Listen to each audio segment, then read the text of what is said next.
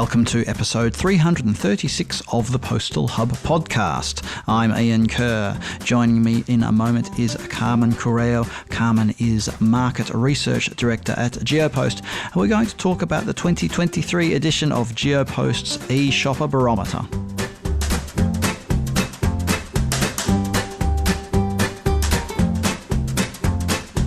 Joining me on the line is Carmen Cureu. She is the Market Research Director at Geopost.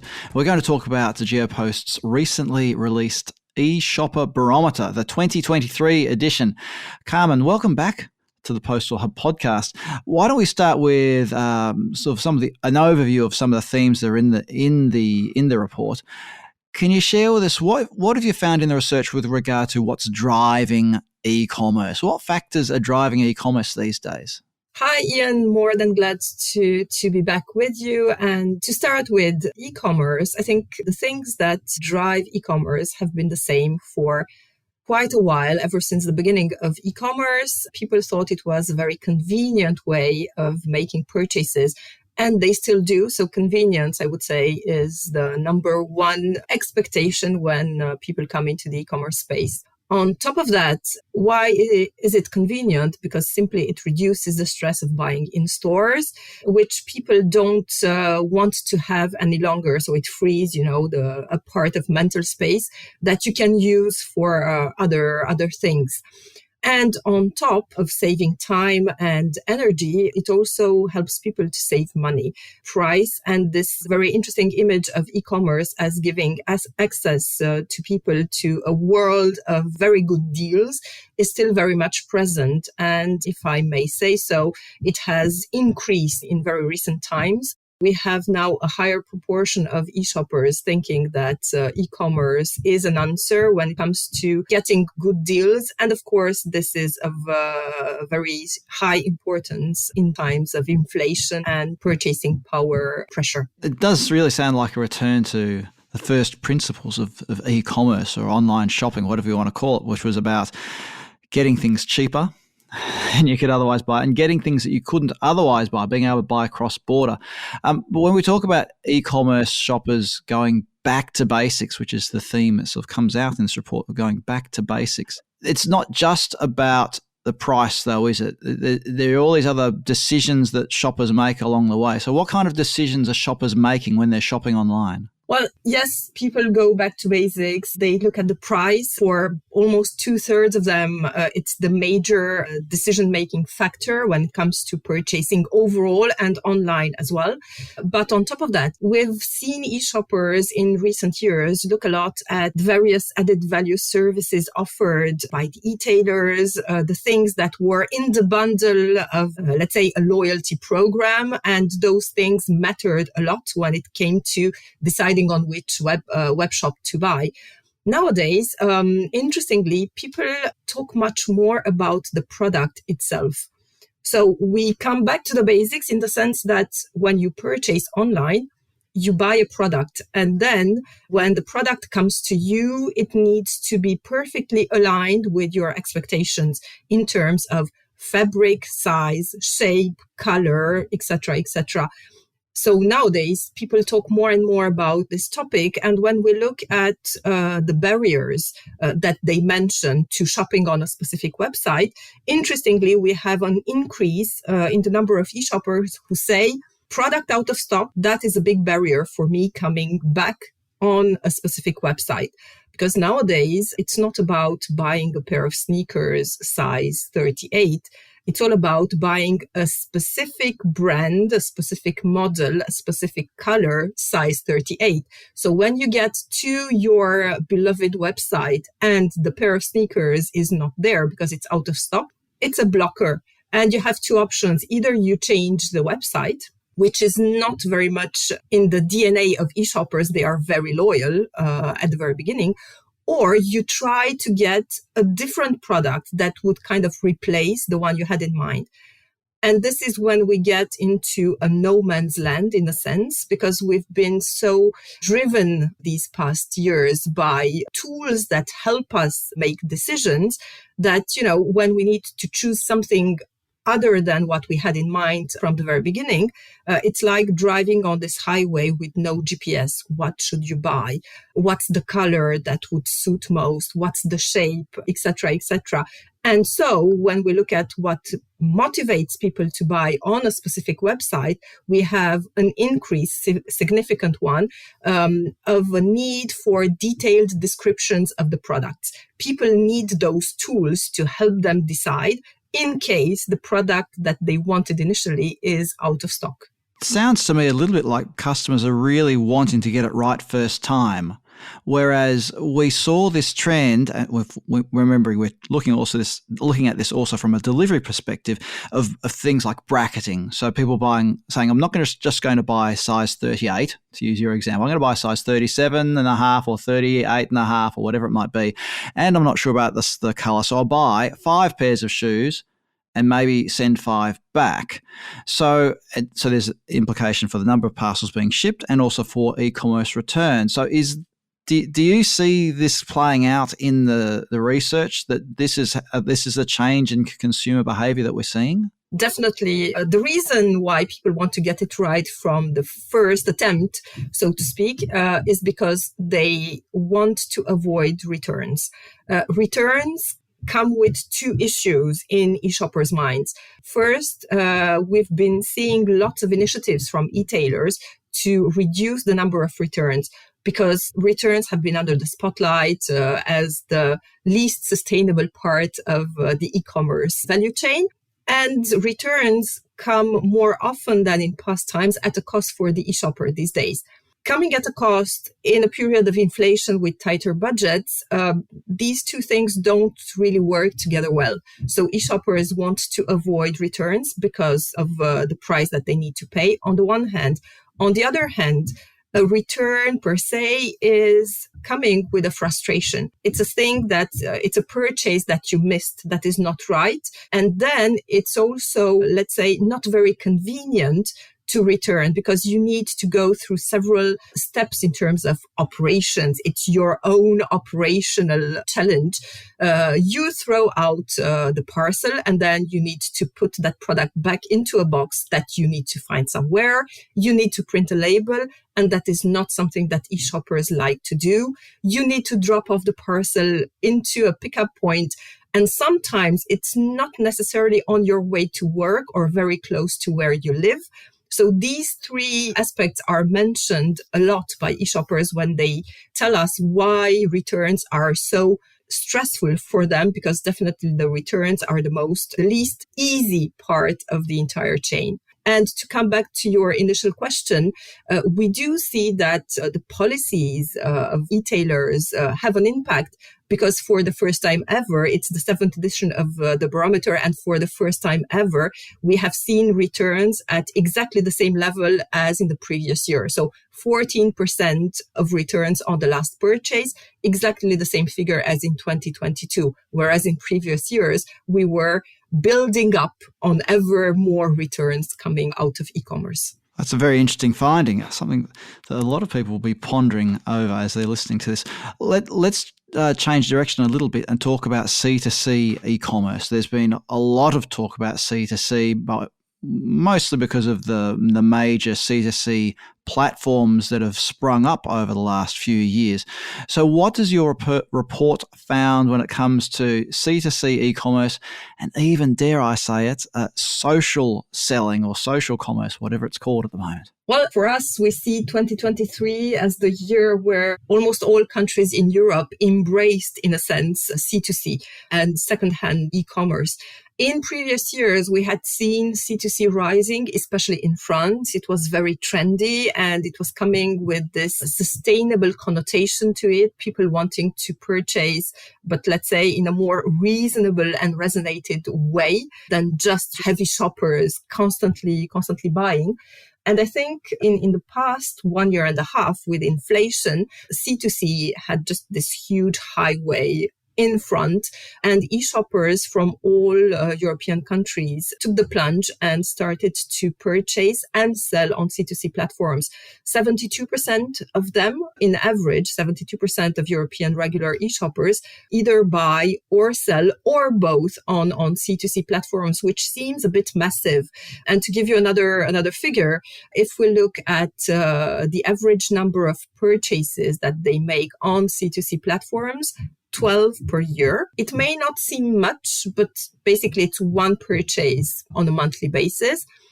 Thinking back about the number of parcels that regular e-shoppers receive, it's 5 per month in average in Europe in total. So out of those 5, 1 comes from a C2C platform. So all of a sudden, you see, it does make an impact. Roughly 20% of parcels that e-shoppers receive on a monthly basis come from C2C platforms. And for something that only started to develop across Europe a few years ago, I think it's a massive growth that we've been seeing. And there to stay, I think, because the most fervent C2C platform users are the youngsters. We have a much younger population than the average e-shopper purchasing on C2C platforms. And when you look at the reasons why the youngsters buy and sell on C2C platforms, they say like their older peers, because it helps you earn some money in an easy way, because it's also more sustainable, circular economy. But the youngsters also say, because it's trendy, because I have this feeling of belonging to a C2C tribe in a way. And that's the reason why we think C2C is there to stay and to continue growing, because the youngsters definitely go into this trend. What about this trend of social selling then? What's happening there? I mean, is it connected to this idea of the C2C marketplace, or is it something that the mainstream web shops have jumped onto? What's happening? I think we see both mainstream marketplaces jumping on the occasion, but also C2C sales happening on social media.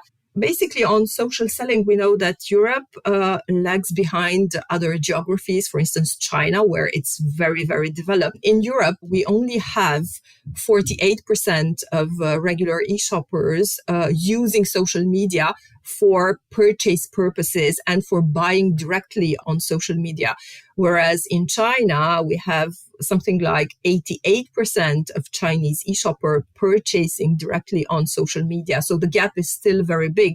In Europe, the trend comes from the Eastern countries.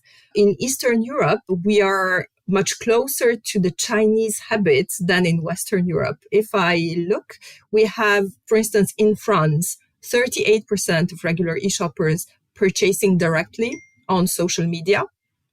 Whereas in Poland, we go as high as 58%. So you see the gap.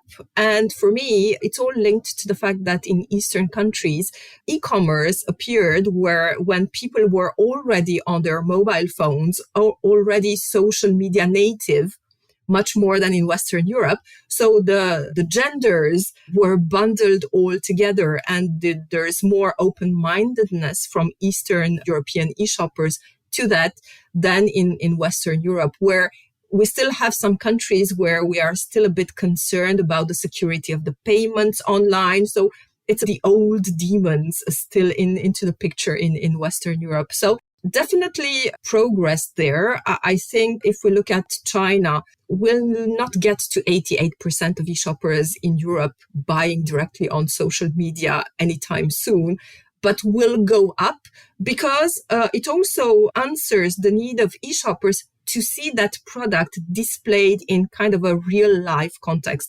I mean, when you think about TikTok, I'm not a big fan of TikTok myself, but I do understand that, youngsters are much more into it.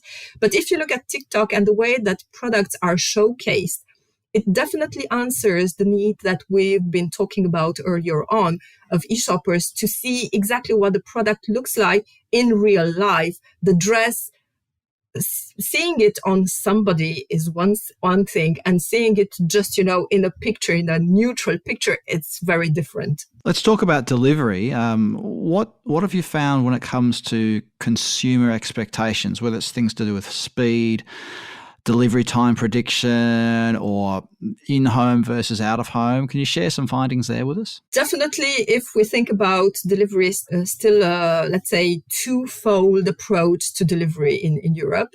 On the one hand, home delivery still remains the most popular, the preferred delivery option of e-shoppers, though, let's say, going down for some years in terms of preference, but still by far number one. Home delivery, of course, comes with a need for added value services on top of it. You don't just expect parcel to come on your doorstep. You expect to know exactly when it will come, and if possible, to select yourself the day and the time slot for the delivery. Predictability, it's all about this, because people, they do not want to dedicate too much time to receiving their parcels. They want to know exactly when it will happen. And if sometimes their agendas change, they also want to be able to plan another delivery. So rescheduling is also very important. Interestingly, if we look at the UK, for instance, where home delivery is still very high in terms of preference, we also see that one major expectation is for advanced notifications. And this is something very specific to the UK. You expect as an e-shopper to have your text message half an hour before the delivery. Hey, I'm on my way. I'm getting to your doorstep in half an hour. Be ready. Open the door. I'll be there. This is not something that people in other countries in Europe expect that much. In other countries, it will be more about out-of-home delivery. We know the Baltics, Poland, but there is quite a momentum for all out-of-home solutions across Europe, both parcel shops and parcel lockers. And interestingly, we've seen that there's a rising need for people to have several delivery options on specific websites because they want to be able to tailor the delivery. Home delivery is really well and suits perfectly some purchases that you make. But in other cases, you may want to receive it out of home. So you want to be able to choose between the two. Also, we've seen an increase in terms of expectation of next day delivery. And our hypothesis on this one is that we know that next day delivery is now the prerequisite on home deliveries all across Europe. But we are not there yet in terms of out-of-home delivery. Out-of-home delivery is not necessarily next day. And e-shoppers tend to expect to have also out-of-home delivered next day, because this is how they get their parcels when they are delivered at home. So there is this increasing need for next day in the out-of-home space. Let's take a broader look at what e-shoppers are up to in terms of the product categories, I suppose, that they're buying, whether it's groceries or fresh food or whatever it might be.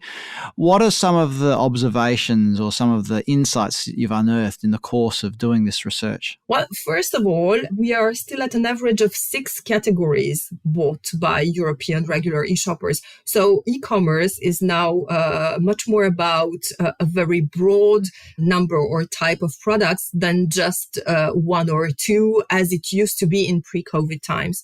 And when we look at what specific categories are among the 6 that come more often than others in the e-basket, European average, we have first fashion, then we have in second place shoes, third beauty and healthcare. But, an average is just an average. As they say in France, it's just, one tree hiding the entire forest behind it.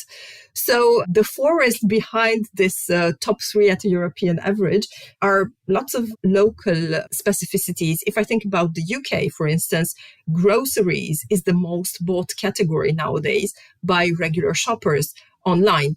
So clearly indicating a switch in the mindset of e-shoppers in the UK from just, fashion, shoes, beauty and healthcare to something that is more regular, more frequent as your grocery shopping. And of course, taking out all the stress related to that. If I think about Germany, an interesting thing there as well, medicine is the third most bought category because of specific legislations in place in Germany, but also in Latvia.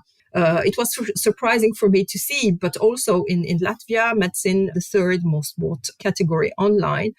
And of course, the specificity for France, there needs to be always something that will differentiate France from all the other European countries. It's all about books. Books are no longer on the podium in any other European country except for France. And in France, they are as bought as fashion. So very interesting things at local level, but all in all, in average, still fashion, still lots of shoes being bought online, and also beauty and healthcare doing really well. Carmen, we've covered quite a lot there, but there's even more inside the e-commerce. I'll get it in a second, everybody. The Geopost e-shopper barometer, which has recently been released. If you go to the Geopost website, geopost.com, click through the expertise link and you'll find there's a subsection there on e-shoppers. You'll be able to download the full report and read all about it and get the nitty gritty, I suppose, of DPDs. Oh, DPD. Oh, God. Dear, everybody. I'm so used to calling it the DPD report, the Geopost report. Oh, quickly, just one thing. We didn't actually mention this at the outset, Carmen. It's just occurred to me. The report focuses on the European market, doesn't it? Yes, definitely. So we're talking about everyone from the UK through to Eastern Europe, right? Yes, definitely. It's 22 countries, so I will not name them all. It will be a bit painful for those who are listening in. But 22 countries and more than 24,000 e-shoppers interviewed between May and July of last year. I'll put a link to the report so you can download it at thepostalhub.com. Go to the episode page on thepostalhub.com and you'll see a link there through to the Geopost website, and there you can download the PDF of the report. Carmen Cureu, Market Research Director at Geopost, thank you very much for joining us on the Postal Hub podcast today.